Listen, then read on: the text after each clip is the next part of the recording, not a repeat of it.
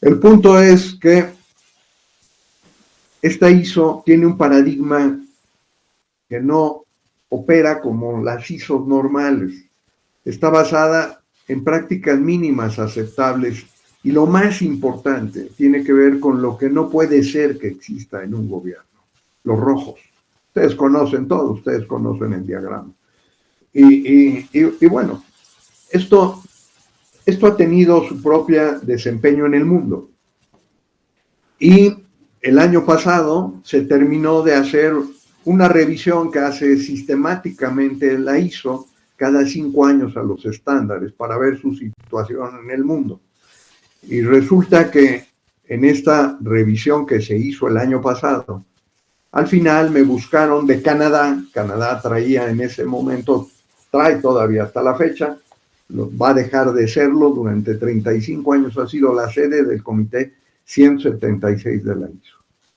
Y entonces me dijo Mark Schuster, me dice, oye, pues resulta que está aprobada por los próximos 5 años. Del 80% de todas las contestaciones que recibimos y preguntamos, está aprobada. No tiene problema, hasta dentro de 5 años habrá que hacer una siguiente revisión en 2029. Muy bien. Me dice, pero hay otra cosa.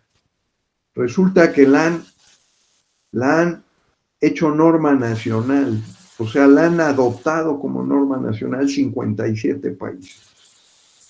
57 países. Y en 2 de ellos es obligatoria, en la India y en Panamá. ¿Qué significa 57 países? Pues significa nada menos que casi una tercera parte de todos los países registrados en el mundo. O sea, es el 29.7% de todos los países, de los 192 países registrados ante Naciones Unidas. Y no solo eso, abarca el 43.6% de toda la población mundial, considerando que en la India hay 1.400 millones de personas, más o menos anda en 3.600 millones de personas. Países que tienen acceso a este estándar como norma nacional. Entonces, me preguntó Mike Schuster, el secretario ejecutivo del Comité 176. Oye, aunque no haya necesidad de revisar la ISO 18091, ya hay 14 países que han solicitado volver a revisarla, a repensarla. No porque se opongan, al contrario, porque le ven muchas ventajas y creen que podría haber elementos útiles para sus países. Me preguntó, ¿estarías tú dispuesto a coordinar ese trabajo? Bueno, pues le dije, mira, ya me tocó durante 15 años coordinar un grupo de 72 expertos de 34 países, acompañado de Bob Alixi, que fue co-convenor conmigo, y de Francisco Martínez, que fue el secretario de ese grupo. O sea, es un trabajo que hemos hecho juntos, por eso les pedí que estuvieran también aquí el día de hoy. Entonces me preguntó, ¿estarías tú dispuesto? Y le dije, mira, tendría que haber básicamente 3 condiciones. Yo por mí encantado, pero tengo 70 años, ya no estoy hace 20 años. Y bueno, pues esto tendría que ser un trabajo colectivo. En primer lugar, pues necesitaríamos recursos, porque todo el trabajo que se hizo anteriormente se hizo como Dios nos dio a entender, aprovechando espacios. Y bueno, me dice, tú sabes que en la ISO no va a haber recursos. Sí, ya lo sé. Tampoco de ninguno de los comités técnicos. La ISO nunca aporta recursos para ello. Si acaso los países. Pero en México no contamos con recursos. Le dije, bueno, ya tendríamos que encontrar el modo y hemos estado explorando la posibilidad de que algún organismo internacional, una fundación o en el mismo proceso ir encontrando la manera de financiar esto. Segunda cuestión, déjame preguntar si México se interesa en esto. Bueno, muy bien. Si no, pues es posible que haya algún otro país que se interese. La respuesta es que la Secretaría de Economía de México, que tiene la Dirección General de Normas, que es el member body de ISO, ha aceptado este tema. Entonces México lo puede seguir impulsando. Claro, tampoco me han prometido ningún centavo. O sea, no hay más que ganas de apoyar. Pero bueno, el tercer elemento lo puse yo y dije, mira, durante estos años hemos tenido un grupo de 34 países, pero que han sido expertos en estandarización. Y bueno, es útil tener expertos en estandarización, malo sería que no los tuviéramos. Pero necesitamos otro tipo de perfil también, y es gobiernos locales.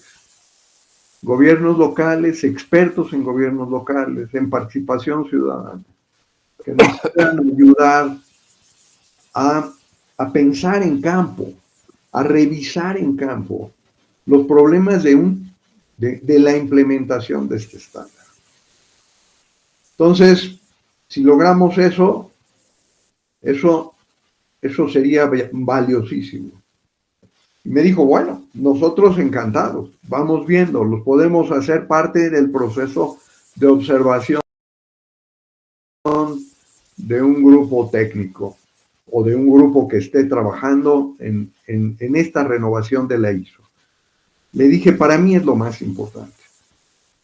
Bien, pues eso está abierto.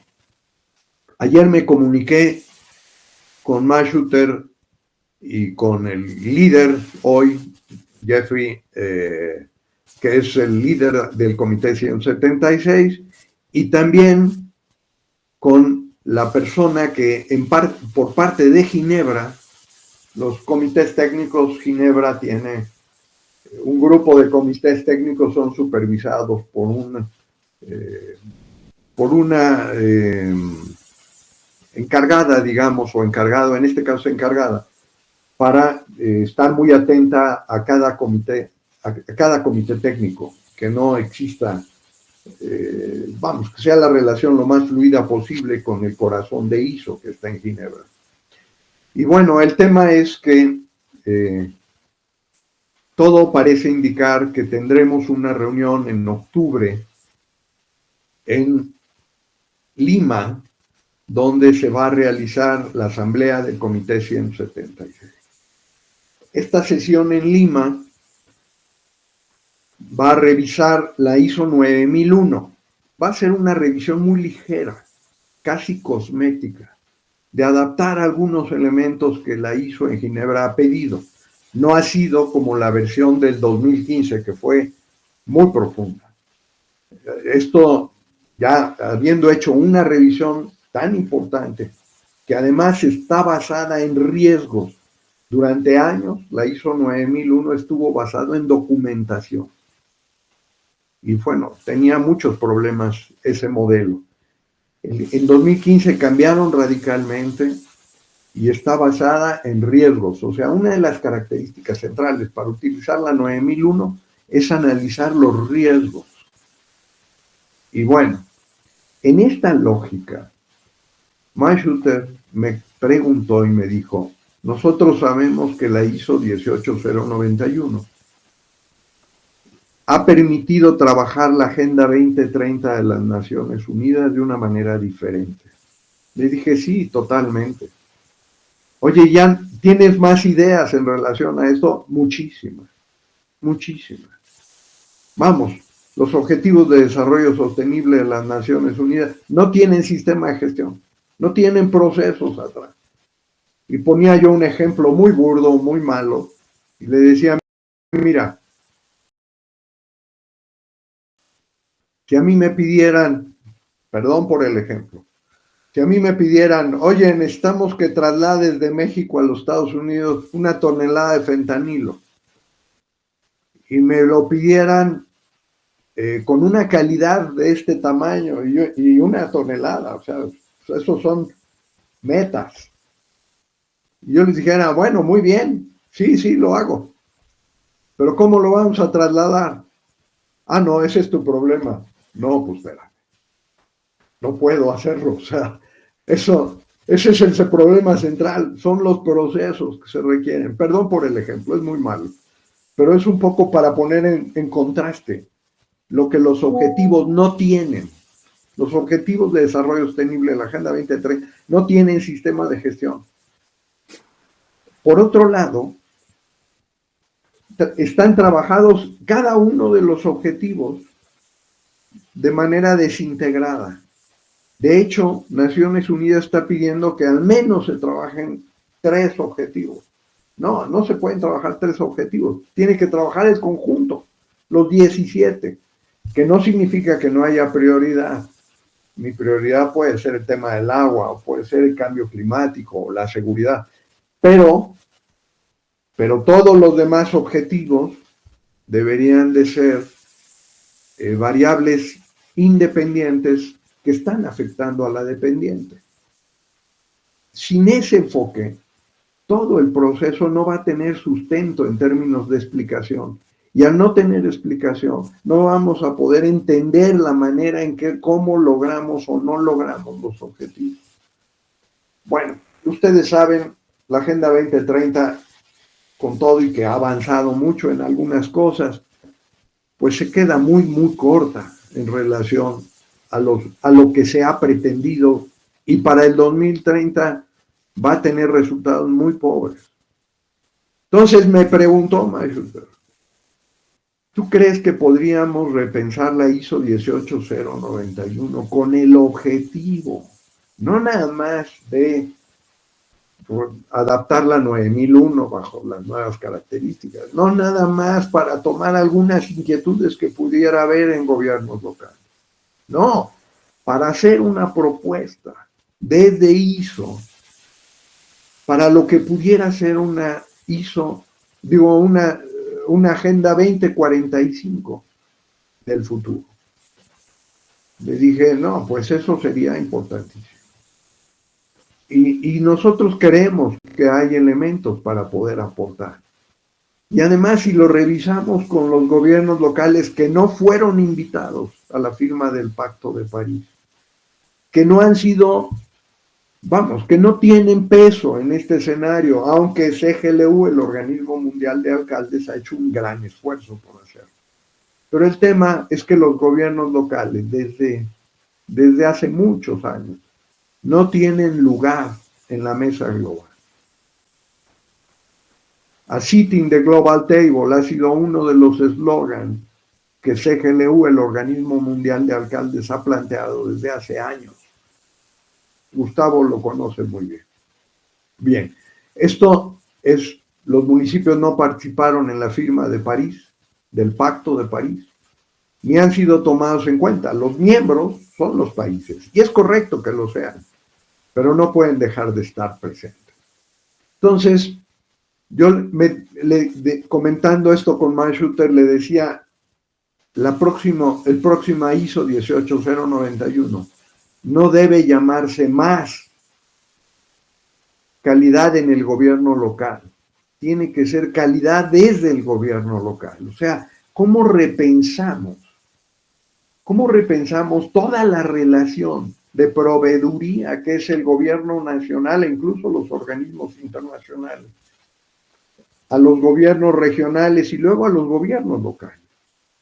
Porque enfrente de todo esto está el ciudadano. Recientemente Gloria Hostos tuvo a bien invitarme a participar con la Universidad Carlos III de Madrid en vía a distancia para revisar el caso de la tragedia de la Dana en Valencia. Y con alumnos de posgrado estuvimos revisando durante el periodo que ella estuvo dando clases. Hicimos 3 grupos. Uno fue el pequeño municipio de Requena, donde fue parte de la tragedia fuerte de esta precipitación descomunal que ocurrió, llamada Dana, en Valencia, en la comunidad autónoma de Valencia. Otro grupo fue el gobierno regional, o sea, el gobierno autonómico de Valencia, y otro grupo fue el Estado español. Y estuvimos revisando cómo se articulaban estos tres niveles de gobierno. La verdad es que no hay relaciones de confiabilidad. Y esta es una norma sobre gobiernos confiables. Y bueno, fue muy interesante el proceso. Gloria podría platicarnos sobre esto y esto ha desatado mucho interés también en los alumnos por ver cómo la ISO ayuda a mapear, porque hay procesos entre los diversos órdenes de gobierno o niveles de gobierno, pero nadie los ve, nadie los conoce, nunca se han certificado. Yo no he oído nunca de que la relación intergubernamental esté calificada bajo estándares. Sin embargo, hay procesos y ocasionan cosas como esta que está pasando o pasó en Valencia. Y bueno, en este escenario, el planteamiento es si pudiéramos aportar para que a partir de la revisión, una revisión que puede llevar 3, 4 años, ¿sí? O sea, no es un trabajo rápido, porque hay que plantear muy bien las preguntas, hay que consultar a mucha gente. Pero hay un elemento central en esto. Los grandes problemas mundiales, que son tres fundamentalmente. El problema de la guerra, que es un problema seriosísimo, más lo que estamos viviendo en Palestina. Segundo, el problema de las migraciones. El problema de las migraciones es justamente noticia el día de hoy. Trump pidiendo que paren la migración en Europa. Eso no se puede parar. O sea, eso requiere condiciones de paz y justicia de otro nivel. Y el tercer problema, ya no sé cuál es el primero, pero es el cambio climático. El cambio climático tiene unas repercusiones impresionantes. Justo la Dana es producto de este cambio climático. Y bueno, estos problemas tienen que abordarse desde lo local, también a nivel nacional, pero tienen que ser de abajo hacia arriba y tienen que ver con una enorme contribución. Pero uno de los problemas también de diseño de los Objetivos de Desarrollo Sostenible de la Agenda 2030 es que no tiene ninguna consecuencia en términos de si hago o no hago mi tarea. Bueno, pues aquí tenemos 2 países que han adoptado la norma ISO 18091 de manera obligatoria, la India y Panamá. De Panamá no tengo idea, pero de la India menos, ¿sí? No sabemos lo que esto puede implicar en un país. Por supuesto que necesitamos a la India diciéndoles cuál es su experiencia con eso. Porque fíjense bien, es un estándar internacional que se adopta obligatoriamente. Este es un mecanismo completamente distinto a que un país dictatorialmente emita restricciones o elementos. Es cómo vamos construyendo desde lo local herramientas que tengan que ver con los diferentes niveles de gobierno y que nos permitan avanzar. Bueno, esto nos abre un campo de aprendizaje impresionante. Vamos, hemos tenido relación, ahí estado Bob y Gloria, reuniones con Vietnam. Vietnam, para sorpresa nuestra, ha utilizado la ISO 18091 con el gobierno nacional. El gobierno nacional está certificado bajo las lógicas de Vietnam con ISO 18091. Y luego los cerca de 63 regiones vietnamitas. Y nos estaban pidiendo ayuda para ver cómo intervenían a nivel de un pilotaje con 12 gobiernos locales. Y cuando me buscaron a través de Max Schuster. Y les decía yo, pero ¿por qué empezaron al revés? Debían de haber empezado desde los gobiernos locales, luego el gobierno regional y luego el gobierno nacional. Pero bueno, así lo hicieron. O sea, tenemos que aprender de todo esto. Y por supuesto que tenemos mucho que aprender, porque además es la norma nacional de Italia, de España, de Holanda, de Francia, de Inglaterra, de muchos países asiáticos, de muchos países en África, de prácticamente todos los países de América Latina. Nos faltan América del Norte, Estados Unidos y Canadá no han entrado en el escenario. Pero sabemos que Escocia sí, y Australia también. Es decir, hay una variedad enorme de experiencias, bajo cosas muy concretas, donde la ISO se convierte, la ISO 18091 se convierte en lenguaje común. Entonces, el planteamiento sería muy interesante que pudiéramos ir juntos por esto. Déjenme darles un dato más y con esto ya concluyo. Cuando yo me acerqué a la Secretaría de Economía de México, del gobierno de México, a preguntarles si estarían dispuestos a respaldar este estándar, que tiene un significado que venga de un país con tantos problemas de gobierno. Por eso insistía yo en decirles esto de que lo que me dijeron en España en aquella ocasión. ¿Por qué? Porque justamente ese es el paradigma nuevo que tiene la ISO. Y es partir de lo que no puede ser, de lo que no es, de cómo es que sucede eso. ¿Sí? Podríamos hacerlo desde Gaza y decir, nada más que eso es otra cosa. ¿Cómo es que sucede Gaza? ¿Sí? Bueno, pues en México es un poco eso. El tipo de problemas que tiene México son problemas que llegan a niveles de profundidad e ingobernabilidades extremas. ¿Sí? Bueno, si eso se hace desde ahí, seguro que podemos encontrar para cualquier país elementos de aprendizaje. Pero esto, cuando yo le pregunté a la Secretaría de Economía, el subsecretario del ramo del desarrollo de política económica de la Secretaría de Economía de México, fue mi compañero en el doctorado en Inglaterra. Entonces me conoce, lo conozco bien. Y me decía, sí nos interesa, sí queremos participar. Bien, le dije, pero ayúdanos con algo. Nosotros entraríamos encantados, pero tendríamos que hacerlo con un tema que necesitamos recuperar, y es el tema de la economía circular. ¿Por qué? Porque la economía circular ha sido trabajada tradicionalmente por la Secretaría del Medio Ambiente, y lo hace muy bien. ¿Sí? Pero el tema tiene que ver, está centrado en la ecología, y eso es útil, muy importante.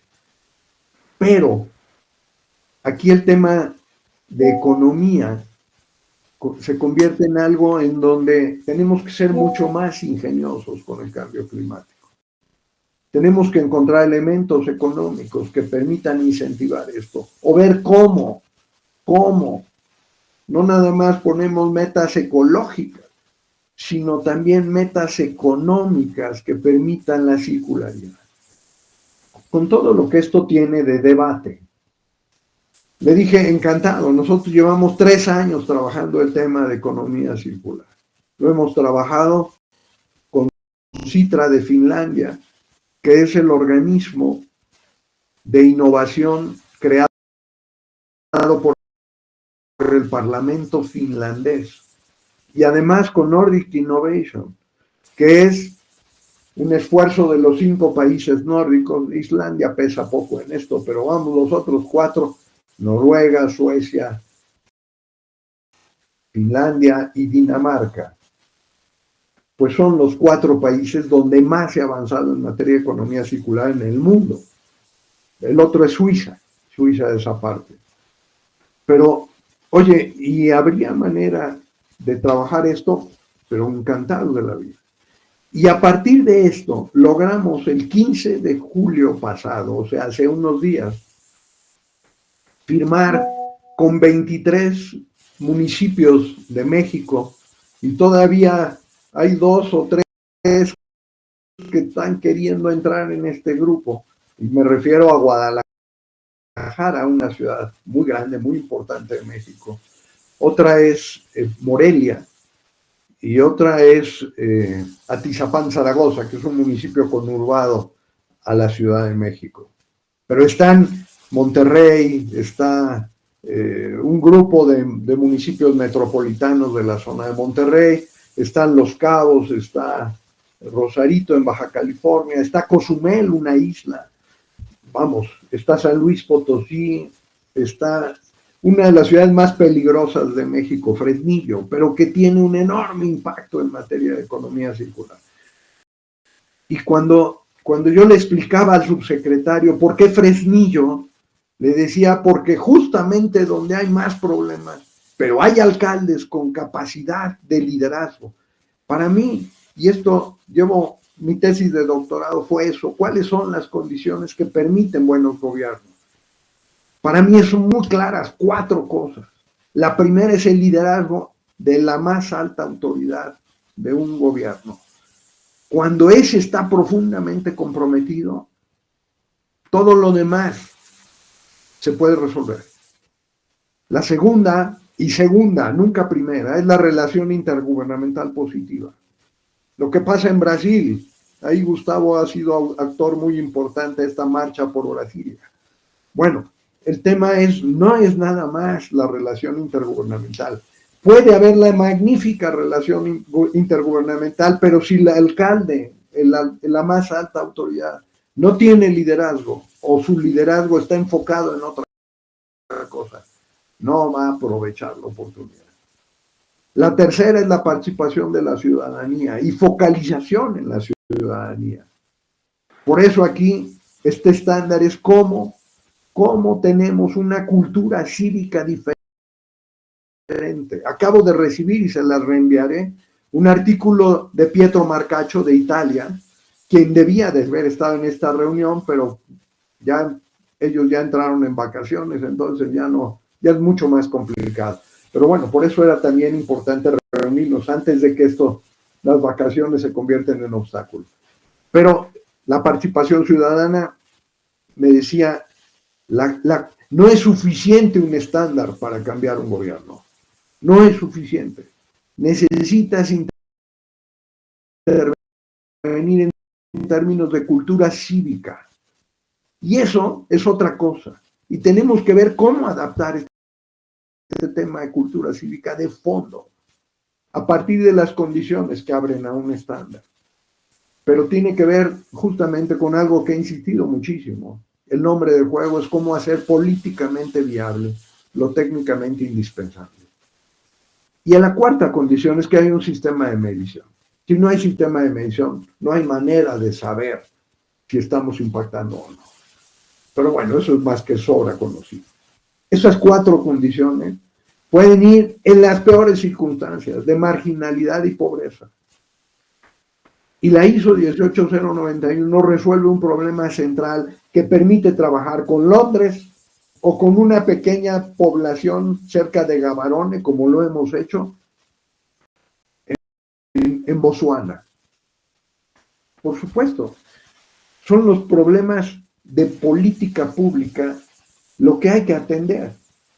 La manera de hacerlo podrá ser diferente para cada una, los riesgos son distintos. Y bueno, esto nos permite justamente proveerle a los objetivos de desarrollo sostenible un sistema de gestión basado en la 9001 y la gestión de riesgos. Pero bueno, todo eso ya son detalles técnicos. El punto es que quisiéramos impulsar, y esa es mi invitación, 2 cosas. Una, que desde las distintas realidades donde están todos ustedes, en Colombia, en Brasil, en Argentina, desde escuelas ocurrentes con universidades, bajo un modelo de 4 hélices, porque además no podemos alejar a nadie fuera. Las 4 hélices son gobierno, academia, o sea, el sistema educativo, la sociedad civil organizada, la participación ciudadana y, por supuesto, el sector productivo empresarial. Esas cuatro hélices, de una manera proporcionada, no se trata que haya una hélice más grande y las otras pequeñitas. No, eso no funciona para un avión. Necesita las cuatro hélices proporcionadas. Trabajar e impulsar la economía circular y la confiabilidad.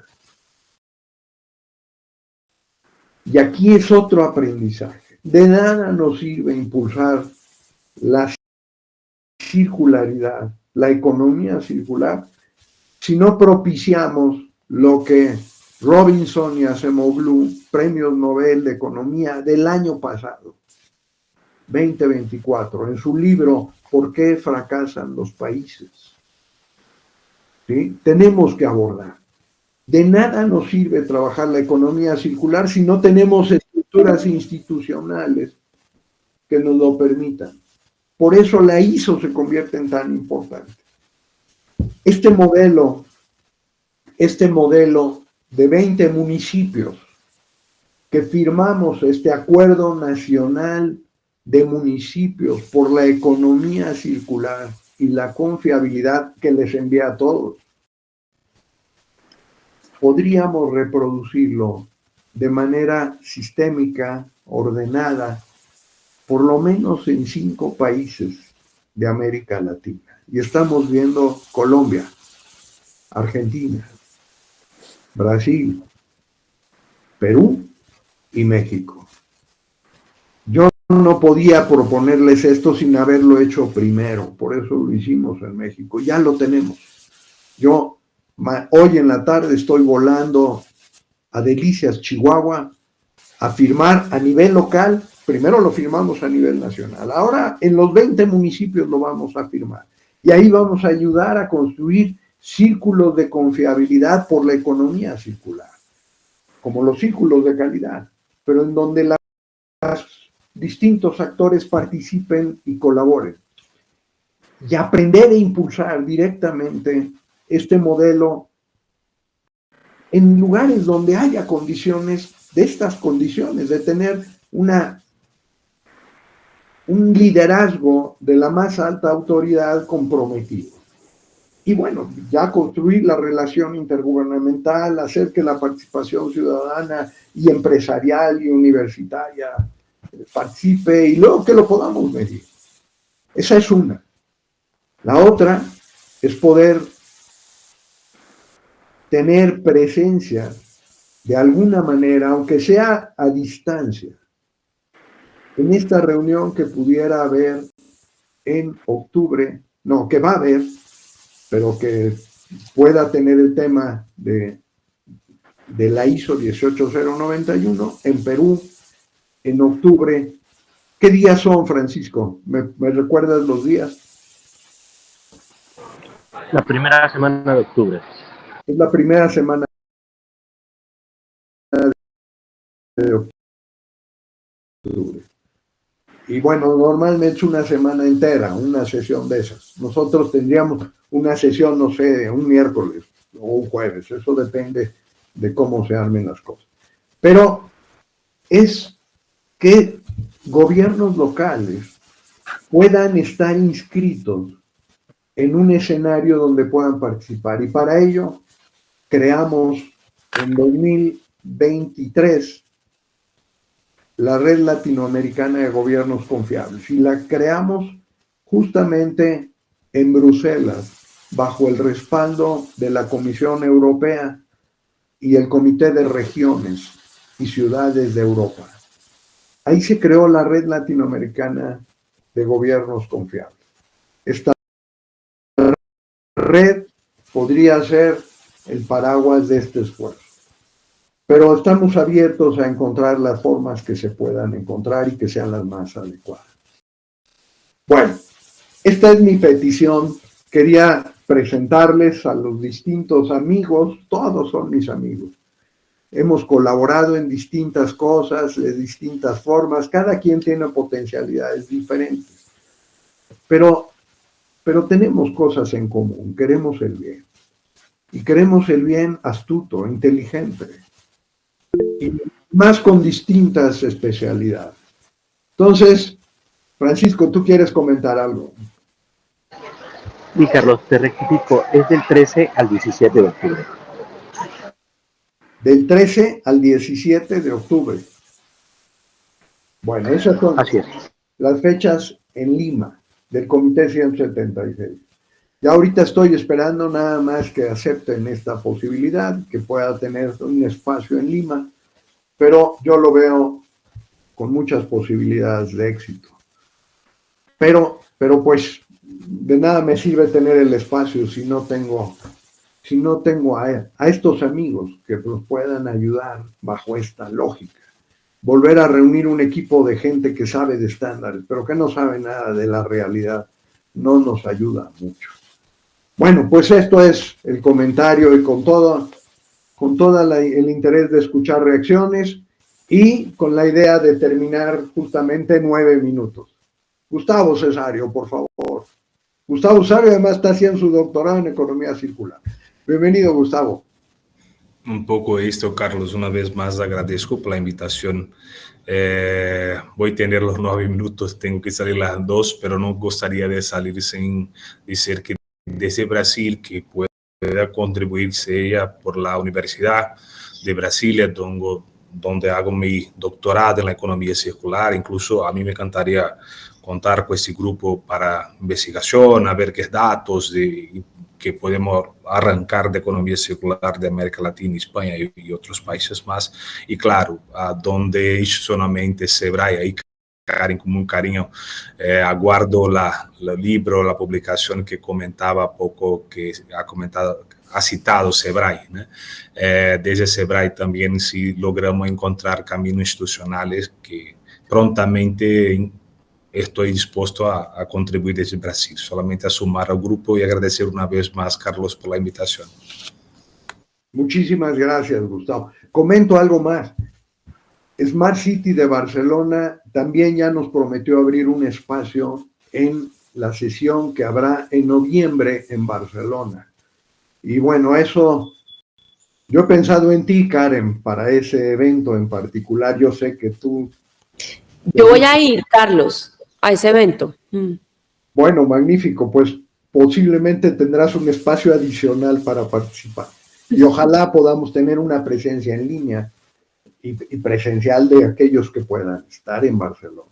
Pero bueno, esos serían motivos de reunión. Abro el foro. ¿Alguien tiene algún comentario, alguna reacción? Francisco, Gloria. Sí, Carlos, bueno, pues enhorabuena otra vez porque la verdad que eres el líder aquí del grupo y de la posibilidad de poder entre todos hacer estos caminitos para intentar hacer un mundo mejor, ¿no? Y llevas muchos años ahí en este camino. Yo te quería preguntar si que en el tema de, así con esta visión tan completa y con todos los amigos que nos acompañan, pues se me están ocurriendo también muchos compañeros de camino que, como bien dices, conocen bien la realidad, que están ahora mismo en puestos de responsabilidad, tanto en ámbito local como regional en España. Y no sé si tienes algo más pensado en España, en Europa, aparte de los 5 países que tienes de Latinoamérica, si tienes ya algo hablado con ámbito europeo. Bueno, sí, y qué bueno que lo mencionas. Sí, concretamente con Pietro Marcacho y con Caterina, una chica italiana de la Universidad de Bolonia, que ha estado trabajando mucho en Chile y en México, y que ha regresado a Europa y que tiene todo el interés de respaldar este asunto. Es una chica de 32 años, muy joven, pero con toda la capacidad de poder participar. Y la otra es España misma, ¿sí? O sea, y sí, podríamos generar un espacio que nos permitiera trabajar. Estaba invitado aquí también, ellos dos, pero pues no han podido. Y desde luego también está por parte de Perú el Plan Binacional Perú-Ecuador, con quien hemos trabajado. En Perú hemos trabajado con 16 de las 26 regiones peruanas. sea, y de hecho nos están pidiendo trabajo en Iquitos. O sea, también he invitado en esto a María Mellencamp. María Mellencamp de la OEA, quien tiene todo el interés de ver cómo hacemos que las propuestas electorales combinen con el desempeño de los gobiernos después de la elección. O sea, sí hay eso. Me han insistido mucho en también hacer un impulso con América del Norte. Y bueno, lo podremos hacer. Si esto lo pudiéramos hacer nos permitiría abrirnos posteriormente a los campos asiáticos y africanos, que bueno, yo ahí ya son palabras muy mayores porque ya implican estar trabajando en inglés fundamentalmente. Y bueno, este es mi ámbito más. Pero sí, no hay que descartar. Y también...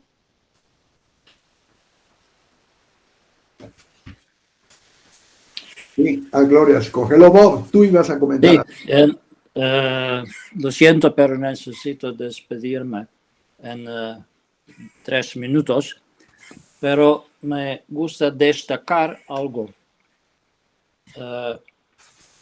Las fuerzas de este estándar son 3 cosas. Invitación para mirar a un gobierno local como una colección de procesos. Esto es algo que importa enorme. Esto no es algo que es común en el mundo de gobiernos locales. Es en común en el mundo de empresas comerciales, años y años, pero en gobiernos locales no. Esto es un logro gigante, implementar este tipo de pensamiento en funcionamiento de gobiernos locales. Segundo, pensamiento basado en riesgos. También hoy en día más necesitamos esto que nunca. En tercero, elemento que importa enorme, en que es diferencia entre este estándar en casi todos otros estándares de ISO, es herramienta para hacer autoevaluación. Anexo. Con estas 3 herramientas es posible lograr objetivos de ONU o lograr otro tipo de objetivos en combinación.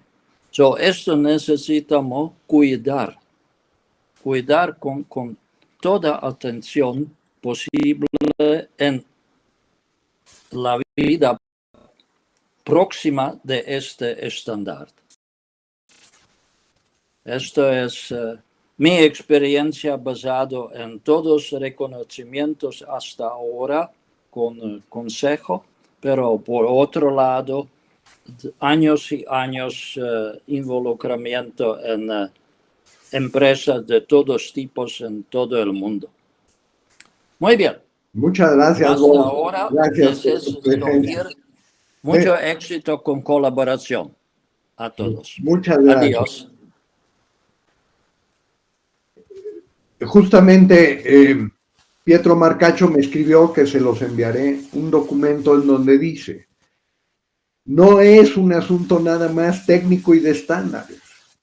Dice, Esparta creó una mística detrás de la técnica y estaba basada en la obediencia a un país. Atenas, la mística fue en el razonamiento y en el pensar juntos. Dice, el Renacimiento tuvo que ver con la fuerza que implicó cuidar las ciudades e impulsar la ciudadanía. Yo creo, dice Pietro, que la ISO 18091, cuando tiene una mística, puede hacer que estas cosas sean distintas. Y yo creo que ese es el reto. Y bueno, ya vamos a tener que cortar. ¿Alguien más?